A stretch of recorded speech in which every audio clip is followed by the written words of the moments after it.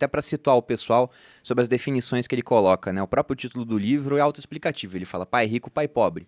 O que significa isso? O Kiyosaki é americano, ele é do estado do Havaí. Para quem não sabe, o Havaí faz parte dos Estados Unidos, apesar de ser um estado totalmente deslocado. Um pouquinho longe só. Isso.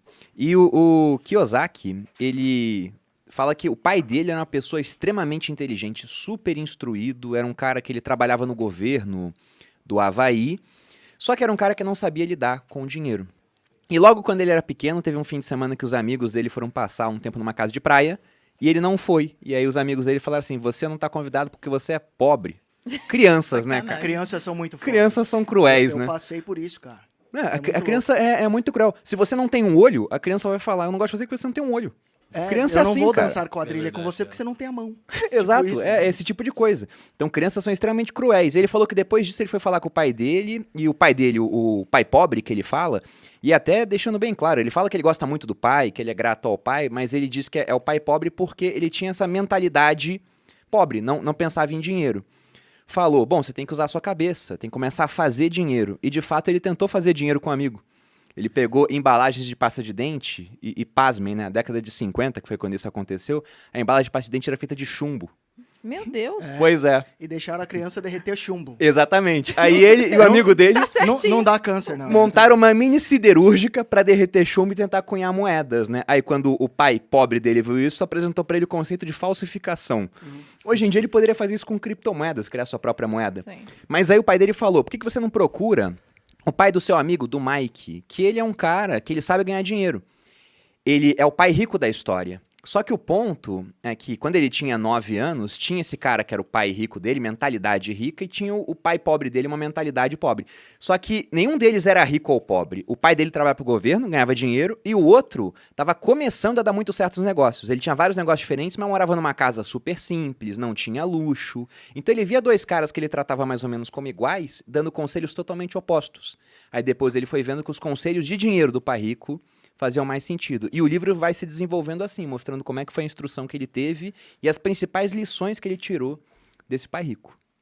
Excelente. Eu acho que eu tive uma educação que tem a ver um pouco com isso, porque quando a gente pensa, eu já falei aqui várias vezes, né, que eu não tinha uma mente muito empreendedora, porque eu me via limitada nisso, eu tinha essa necessidade de ter uma segurança exacerbada.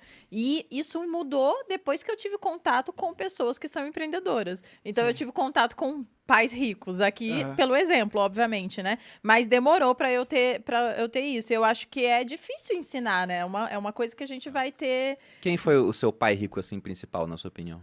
Não, pai não, né? Não. Pai, Foi uma outra coisa, no caso, Sim. não era pai. Mas era o exemplo que você me ajudou a enxergar, com certeza. Não, a Malu mudou muito depois que a gente começou a ficar junto. E isso até acabei contando no podcast do Joel.